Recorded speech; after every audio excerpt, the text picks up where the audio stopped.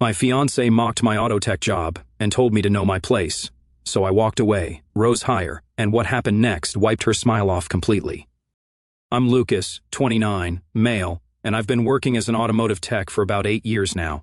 I'm certified in everything from engine performance to electrical systems, and I can diagnose problems that leave other shops scratching their heads. The engagement ring cost me $4,000 that I saved up working overtime and side jobs on weekends.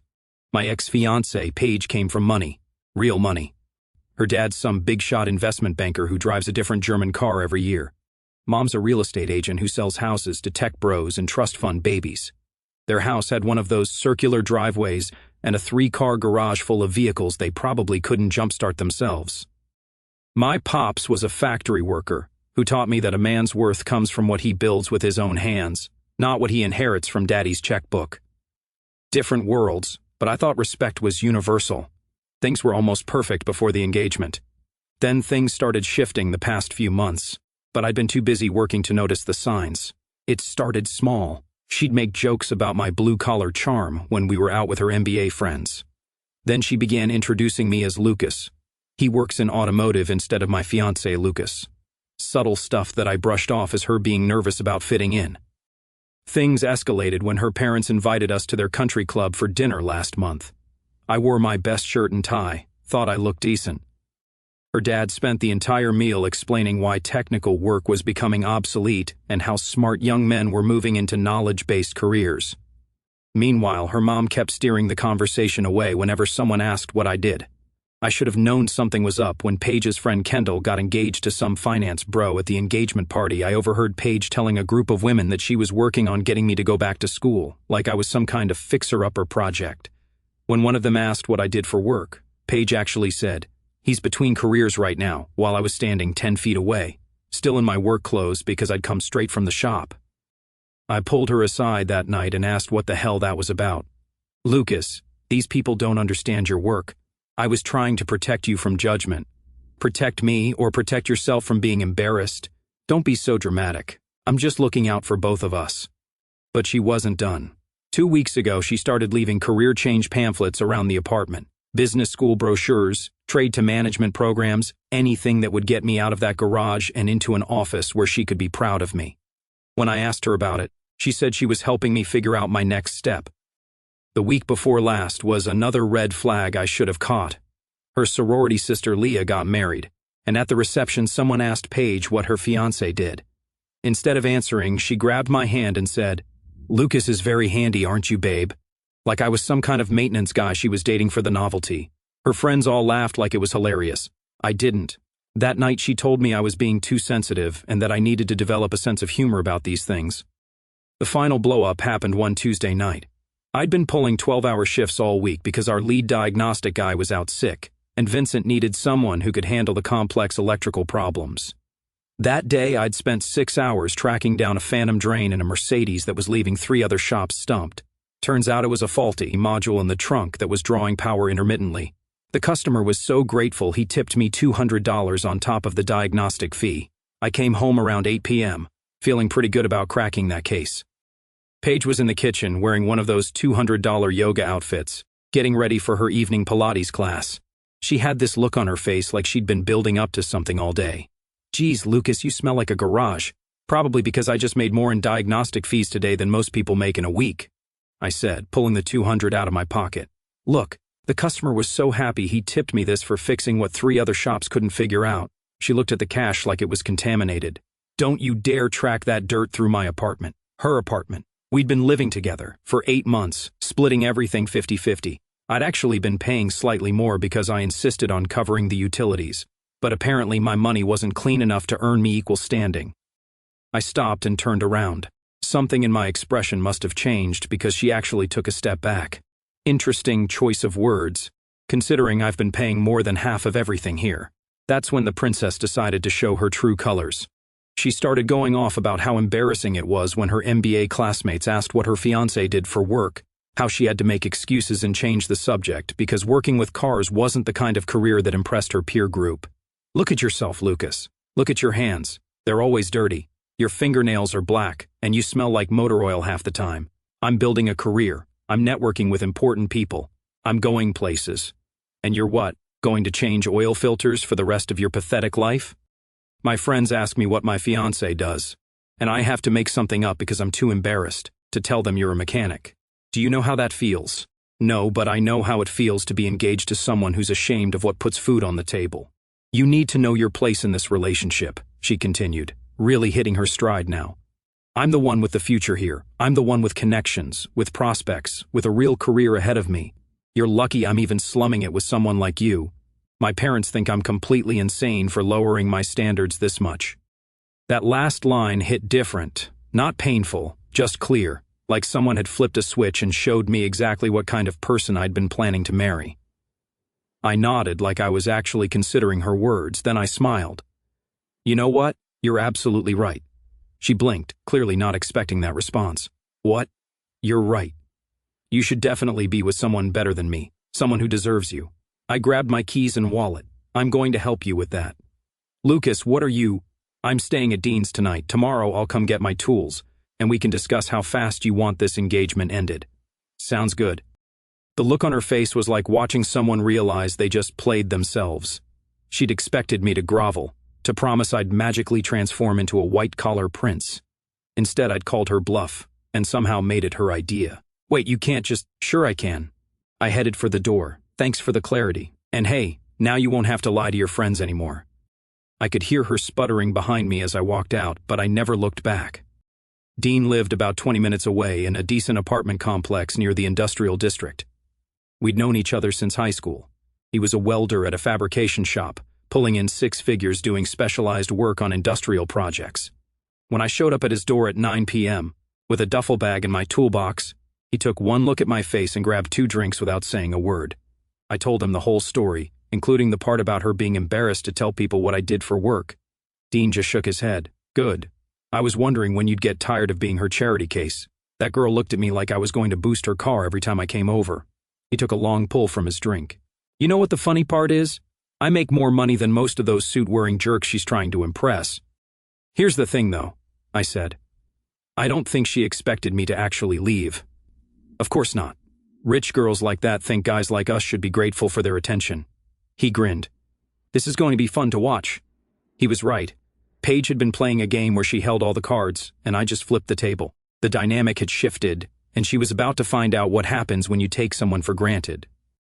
That night I did something else. I changed my phone number, kept the old phone active so I could see what kind of messages she'd send, but got a new line that only people who mattered would have: work, family, real friends. If she wanted to reach me, she'd have to go through Dean. And Dean thought the whole situation was entertaining. The next morning I had to face the guys at the shop. Vincent's Automotive isn't fancy, but we handle everything from basic maintenance to full rebuilds, and our diagnostic rate is the highest in the city.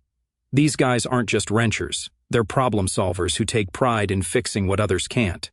I walked in around 7 a.m., and Rye was already there working on coffee and reading through work orders for the day. Rye had been head mechanic for 30 years, owned 3 rental properties, and had more real-world wisdom than all of Paige's professors combined. You look different, he said without looking up from his paperwork. Different how? You finally dumped the princess. Other way around, she dumped me for not being good enough. Rye laughed so hard he nearly spilled his coffee. Best news I've heard all week. That girl was poison. Lucas, the man continued, you didn't just diagnose car problems. You think I planned this, son? I've watched you troubleshoot electrical systems that would make grown men cry. You're not the type to just react to garbage. You saw this coming and positioned yourself to win. Maybe he was right. Maybe some part of me had been waiting for her to reveal exactly who she was so I could make a clean exit with my dignity intact. Either way, I felt lighter than I had in months. The other guys, Enzo, Sergio, and Jake, filtered in over the next hour, and word spread quickly. Their reactions were unanimous. Good riddance. Any woman who's ashamed of honest work isn't worth having, Enzo said while we worked on a transmission rebuild. My wife brags about what I do. That's how you know you got the right one. That afternoon, I went back to Paige's place to collect my things. She was in full damage control mode, complete with tears and promises that she'd been stressed about finals and didn't mean any of it. Baby, you know I love you just the way you are, she sobbed, still wearing that engagement ring like it meant something. No, you really don't. But that's okay because I'm not the same guy who's going to settle for someone who doesn't. I handed her the ring box. This should cover your emotional damages. Lucas, please, we can work through this. Paige, I want you to be happy, and clearly I'm not the guy who can make that happen. I picked up my main toolbox. But here's some free advice. The next guy you date, don't tell him he's not good enough. Some of us actually listen. She tried everything. Tears, anger, even attempted seduction. But I was done. I had my stuff packed and loaded in under an hour. The look on her face when I walked out that final time was priceless. The old Lucas would have stayed and fought. New Lucas had better things to do. The first week at Dean's place was exactly what I needed. No walking on eggshells. No judgment about coming home dirty. No complaints about my truck being too aggressive for the parking garage. I used the time to think. Paige would try to contact me. Girls like her always did when they realized they'd lost control. So I did something smart. I started documenting everything from day one. Every text from her old number that I could still receive. Every social media post. Every coincidental encounter. Rye had taught me that when you're dealing with expensive problems, you keep detailed records. People problems weren't any different. I also started working on myself in ways I'd been putting off. Hit the gym. Signed up for additional ASE certifications that would boost my hourly rate. And started researching what it would take to open my own shop someday. Paige started the texting campaign exactly 7 days after I moved out, right on schedule. I'm willing to work through this if you are. When that got ignored, Lucas, please don't throw away 3 years over one stupid fight. By day 3, answer your dang phone, Lucas. We need to talk like adults. Then you're throwing away the best thing that ever happened to you. I screenshotted everything but didn't respond. Let her show her true character while I stayed completely silent. Meanwhile, word was getting around. She'd apparently been telling her side of the story to anyone who'd listen, painting me as some kind of deadbeat who'd given up on bettering himself. But she made a crucial mistake. She was talking trash about blue-collar work in a city where half the economy runs on skilled trades. The real test came when she showed up at the shop during lunch rush on a Friday. I was doing a brake job on a police interceptor when I heard that familiar voice that used to make my skin crawl. Now it just made me grin. So this is where you're hiding these days. I finished the brake line I was working on, never leave a safety system half done, before sliding out to face her. She was dressed like she was going to a club. Every guy in the shop had stopped to watch this entertainment. Paige, what can we do for you today? We need to talk privately. No, we don't, but if you've got car trouble, we can help with that. What kind of car are you driving these days? The question threw her off. That's not. Lucas, don't be childish. You can't just throw away 3 years because of one tiny argument. Rye appeared next to me, and I could see he was enjoying this show. Ma'am, are you looking to get some work done, or are you just visiting? Paige looked at Rye like he was something stuck to her shoe. And you are? Rye Delgado, head technician. I'm also the guy who taught Lucas most of what he knows about engines. Rye's voice was pleasant, but his eyes were steel. The man knew how to deliver a surgical strike without raising his voice. Paige realized she was outmatched but pressed on. This is exactly what I'm talking about, these people, this place. You're so much better than this, Lucas. No, I said calmly. I'm exactly where I belong, and you're exactly where you don't. She left, but I could see the wheels turning. This wasn't over. Good thing I was already 3 steps ahead. That evening, Dean asked, "You think she's going to escalate?" I know she is. That's why I'm getting ahead of it. I showed him the folder I'd started. Screenshots of texts, printed social media posts, a timeline of events. Dean whistled low. Dang, bro, you're building a case like it's going to court. Might have to. Girls like Paige don't take rejection well, and daddy's money makes them think they're untouchable. I added the latest screenshots to the file, but documentation is everything. After Paige's inspection tour of my workplace, I did something that turned out to be brilliant. I got ahead of her narrative. Word travels fast in the automotive community, and I knew she'd be spreading her version of events. So I called a few key people and gave them the real story first. Started with Scott, who ran the parts supply house, then called Chuck at the transmission shop, and Carlos, who owned the body shop down the street. These weren't just business contacts. They were guys who'd known me for years, who'd seen my work, who understood what kind of person I was. When guys heard that some trust fund princess had called us all beneath her standards, they didn't just rally around me. They started actively working against her. Mechanics, parts suppliers, tow truck drivers, even the guys who ran the quick lube places.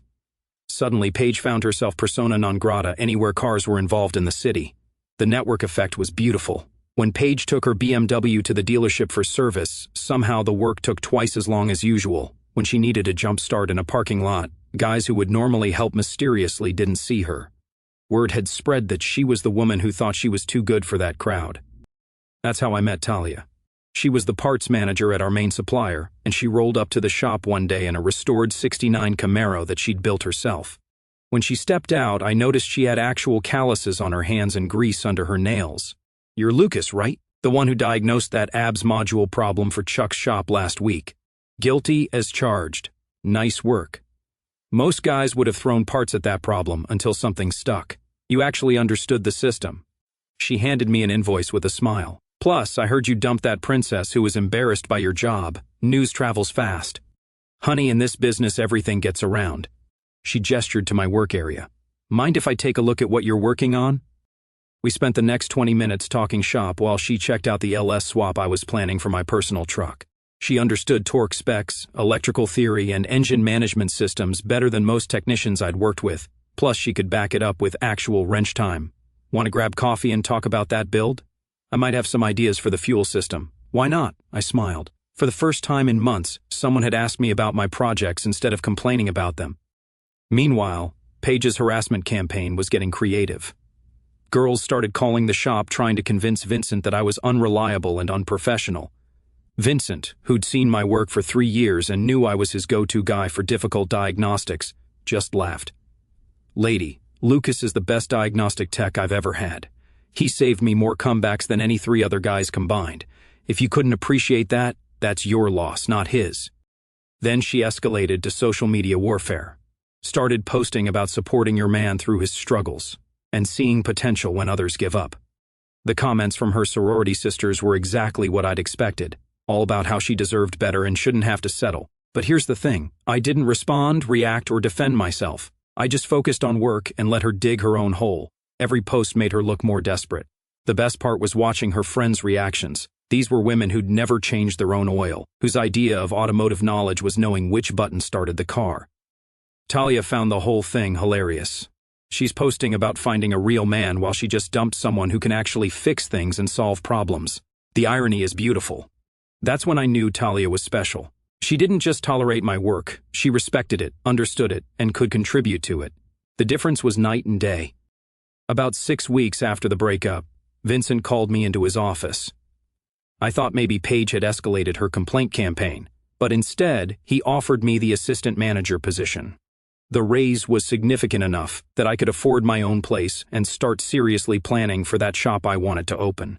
But more importantly, it was validation that I was building something real while Paige was still playing games. I found a small house with a 2-car garage and made an offer that same day, cash down payment because I'd been saving money. The seller was impressed by my pre-approval letter and steady employment history, closed in 3 weeks. Talia helped me move in, and we celebrated by setting up a proper workspace in the garage. She brought over her Camaro, and we spent the evening installing a new suspension system while planning future projects. This is what contentment felt like, working alongside someone who appreciated skill and craftsmanship. Paige wasn't done with her campaign. She'd been telling anyone who'd listened that I was going through a quarter-life crisis and would come crawling back when reality hit. Her confidence was impressive, considering she'd never shown any understanding of my actual financial situation or career prospects. That's when Dean suggested we throw a housewarming party. "Let people see how you're really doing," he said. "Show them what knowing your place actually looks like." We kept it casual. Barbecue in the backyard, drinks in coolers, guys from work and their families. Rye brought his wife. Vincent showed up with steaks he'd grilled at home, and Talia brought her famous potato salad. It was the kind of party where people actually enjoyed themselves. That's when Paige made her biggest mistake. She showed up uninvited and completely overdressed, wearing a cocktail dress to a backyard barbecue, like she was attending some charity gala. "Congratulations on the new place," she said, like we were old friends catching up after a pleasant separation. "Thanks, though I'm curious how you found out about it. I have my ways." Wrong answer. That was basically admitting to stalking, and she'd said it in front of 15 witnesses. I could see Rye and Dean exchanging glances. "We need to talk," she announced to the entire party, privately. "Whatever you need to say, you can say it here." She took a deep breath like she was about to deliver a prepared speech. "I've been thinking about your little phase, and I'm ready to forgive you. We can start fresh. I've even been looking at career options that might work better for both of us." The audacity this woman had was impressive, but I kept my expression neutral. Every person at that party was now watching her make a complete fool of herself. Career options? Well, you could go back to school part-time, maybe get into management. My dad knows people who could help. Talia stepped forward, and I could see she was done being polite. Lady, are you seriously trying to fix a man who just bought his own house and got promoted to management? Paige looked at Talia like she'd just noticed an annoying insect. And you are exactly someone with enough sense to appreciate quality when she sees it. Quality? Paige laughed, but it sounded forced. He's a mechanic, he's a business owner, property owner, and skilled professional who doesn't need anyone's permission to be successful. Talia's voice sharpened. What exactly do you own besides Daddy's credit cards? That hit home. Paige's face flushed red, and I could see her losing control. Rye, who'd been quietly enjoying the show, decided to end it. Ma'am, I think you should leave before you embarrass yourself further. Embarrassing for me? I'm not the one who peaked in high school and never left this crappy town. Wrong crowd for that speech. The temperature dropped about 20 degrees. I stood up slowly, using my full height advantage. Paige, I'm going to say this once, and I want you to listen carefully. You're not welcome here. You're not welcome at my job. And if you show up at either place again, I'll assume you're stalking me and handle it accordingly. She tried to maintain her composure, but I could see the fear creeping in. She'd finally realized she was dealing with someone who didn't need her approval anymore, and she was surrounded by people who actively disliked her. Lucas, you're making a huge mistake. Leave, now. She tried to make a dramatic exit but knocked over the cooler on her way out, spilling ice and soda all over her dress. Nobody moved to help her. The message was clear. She was officially outnumbered and outclassed. After she left, the party actually got better. You dodged a missile, not just a bullet, Vincent said as we cleaned up. That girl would have made you miserable for the rest of your life. He wasn't wrong, and the best part was I was just getting started. What happened next proved I'd been right to prepare for escalation, because what she did, I'd seen coming, but I was prepared. She started driving by my house at weird hours. Mrs. Ortega, my neighbor who worked nights as a security guard, mentioned that some woman in a white BMW had been cruising the street at 2 a.m., asking questions about my schedule and whether I lived alone. I thanked Mrs. Ortega and asked her to call me if it happened again. Smart move, because it happened again and again. Mrs. Ortega started taking photos of Paige's license plate and documenting the times. Turns out having a security guard neighbor is like having free surveillance. Then Paige began showing up at places where she knew I'd be. The grocery store, the gym, bar where we hung out after work. Always acting surprised. Always wanting to talk things through like mature adults. But I'd anticipated this too. I started varying my routines randomly. Different stores, different times, different routes home. Made it impossible for her to predict where I'd be. Meanwhile, I documented every encounter. The social media campaign intensified. Photos from our relationship with captions like missing better times, and some people don't know what they have until it's gone. Her friends were eating it up, but more importantly, she was creating a public record of her inability to move on. The real masterpiece was when she sent Talia a friend request on Facebook. When Talia ignored it, Paige created a fake profile using some random guy's photo and sent her a message that was basically trashing me. Talia showed me the message while we were having coffee at the diner near the shop. She's completely lost her mind. Seriously, look at the profile picture. LMAO. Yeah, but she's lost it in a very organized, documented way. I screenshotted the message and added it to my growing file. This is going to be useful later. You really think it'll get worse? I know it will. That's when I consulted a lawyer, not because I was scared, but because I wanted to understand my options before I needed them. Rye knew a guy named Callahan who specialized in harassment cases, and he agreed to review my documentation for free. This is solid work, he said, flipping through my evidence file. Most people wait until after something happens to start building a case. You're doing this right. Keep documenting everything and don't engage with her directly. Let her hang herself with her own rope. Callahan also gave me practical advice. Install a security camera at my house, keep recording any interactions, stay professional and calm if she confronted me in public. Meanwhile, Paige's life was starting to unravel in other ways. Her friend Lucy, who I'd met a few times, reached out through Talia to apologize for Paige's behavior. Apparently, Paige had been calling her friends at all hours, crying about how I'd ruined her life and begging them to reach out to me on her behalf. None of us want any part of this, Lucy told Talia. Paige has lost her dang mind, and we're all getting tired of the drama. That's when I realized she was losing her support network. Her friends were backing away, Her family was probably getting sick of her meltdowns, and she was increasingly isolated. I doubled down on the documentation. By this point, I had enough evidence to paper a small room. About 2 months later, Paige showed up at my house at 1 a.m., hammering on my door and screaming about how I destroyed her future. Mrs. Ortega called the police while I recorded everything through my security camera. When the cops arrived, Paige tried to claim I'd invited her over, but I had months of documentation proving otherwise. They arrested her for harassment and criminal trespass. The restraining order was approved the next day. I just had to be patient and let her do it to herself. 6 months after the arrest and restraining order, I was getting regular updates on Paige's spectacular meltdown through the grapevine. The details were absolutely beautiful.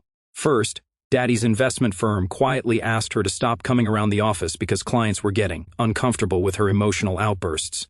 Apparently, she'd had a crying fit in the lobby when someone mentioned seeing an engagement announcement in the paper, which triggered a rant about unfaithful men and gold-digging women. Then she flunked out of her MBA program. Hard to focus on case studies when you're spending 12 hours a day refreshing your ex's social media accounts and driving past his house. Her professors tried to work with her, offering extensions and makeup exams, but she kept submitting papers about workplace harassment and toxic masculinity that were obviously just thinly veiled rants about me. The best part was her job hunt. Turns out having a restraining order on your record makes HR departments nervous. Who knew? She applied to dozens of firms, but background checks kept killing her applications. She ended up working at her mom's real estate office, which lasted exactly 3 weeks. She got fired for inappropriate behavior with clients. Her sorority sisters slowly started distancing themselves after the Facebook drama incident. Nothing kills your social standing in rich girls' circles faster than publicly admitting you stalked a guy who dumped you for being a snob. Her Instagram went from constant group photos and #bestlife posts to sad solo selfies with captions about fake friends and learning who really has your back. Meanwhile, my life was exactly where I'd planned it to be. Lucas's Automotive was officially open for business, booked solid for 3 months in advance. I'd hired 2 full-time techs and was training a kid fresh out of technical school. Talia had quit her parts job to handle our books and customer service. Vincent had become like a father figure, stopping by regularly to check on our progress and steal our coffee. Rye was semi-retired but still came in 2 days a week to work on the classic car restorations that were becoming our specialty. Dean was handling our custom fabrication work while running his own welding business next door. We'd basically created a little automotive compound. But the real payoff came 18 months later at the annual car show downtown. That was the grand finale, and it was absolutely ridiculous. Talia and I were manning our booth, talking to potential customers about a '67 Mustang Resto Mod we'd just finished. The car was perfect, numbers matching 289 but with modern fuel injection, upgraded suspension, and a custom interior that looked factory but had all the modern conveniences. Business was good, life was good, and I was exactly where I belonged. That's when I saw her. Your favorite telenovela star, Paige. She was walking through the show with some poor guy in a polo shirt and khakis who looked like he'd rather be literally anywhere else. She'd gained at least 40 pounds, her hair was a mess, and she was wearing a Live, Laugh, Love t-shirt that screamed "I've given up on life." When she spotted me, her face lit up like Christmas morning. She started power walking toward our booth, dragging polo shirt guy behind her. "Lucas!" "Oh my gosh, Lucas." Talia tensed next to me, but I just smiled. "Oh, Paige, how are you doing?" She looked at our booth setup, professional banners, portfolio of our work, business cards, the whole 9 yards. Then she looked at the Mustang we had on display, which had a sold sign and was attracting a crowd of admirers. This is your business?" "Yep, Lucas's Automotive. We specialize in high-end diagnostics and custom builds." I gestured to our display, staying pretty busy. That's when she noticed Talia's ring, a simple but elegant band I designed myself and had custom made by a local jeweler. Nothing flashy, just solid and real, like everything else in our lives. You're engaged." Her voice cracked like she was going through puberty again. 6 months now. I put my arm around Talia. "Paige, meet my future wife, Talia." Talia stepped forward with a smile that could cut glass. "Oh, you're the famous Paige. Lucas has told me so much about you." Paige's face went through about 6 different emotions in 2 seconds. I could see the exact moment when she realized Talia knew everything. "Seriously, don't you think you're going too fast? How could you do this to me? I changed for you. I lowered my standards. I was willing to overlook your job." Talia laughed. "Honey, looking at you now, I'm pretty sure Lucas raised his standards, not lowered them. That did it. Paige completely lost it right there in the middle of the car show. Started screaming about how I was supposed to come crawling back. How Talia was just some grease monkey witch who'd stolen her man. You were supposed to beg me to come back. You were supposed to realize you made a mistake. You were supposed to be miserable without me. Polo shirt guy tried to calm her down, putting his hand on her arm, but she shoved him away and kept ranting. People were pulling out phones, recording this woman having a complete meltdown at a car show. I was helping you become better. I was going to make something of you. I let her finish her tantrum, then spoke in the same calm voice I'd used the night I walked out. Paige, I want you to look around. I gestured to our booth, to Talia, to the successful business we'd built, to the life we'd created. Does any of this look like misery to you? She followed my gaze. Finally, she looked at Polo shirt guy, who was backing away like she might be contagious. You told me to know my place, remember? Well, this is it. Now you should know yours. Her face was red. Then she started tearing up as security showed up to escort her out while she was still screaming how this wasn't fair. Polo shirt guy just kept walking and never looked back. I honestly felt bad for the guy. He'd probably been getting the "my ex ruined my life" sob story for months without knowing the real deal. Rye, who'd been watching the whole thing from the next booth over, walked up shaking his head and grinning. Son, that girl is nuttier than a fruitcake. Yeah, but she's somebody else's problem now. The best part, someone had live-streamed her meltdown on Facebook. Within hours, it had been shared hundreds of times with captions like, "When keeping it real goes wrong. And this is why you don't date crazy." Her final humiliation was going viral for all the wrong reasons. That was 2 years ago. Lucas's Automotive now has 8 employees, 5 service bays, and a waiting list that stretches into next year. We just bought the building next door to expand into custom fabrication and high-performance builds.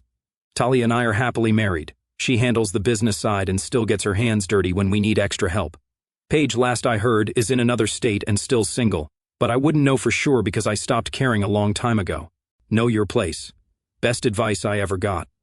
Mine just happened to be higher than she thought.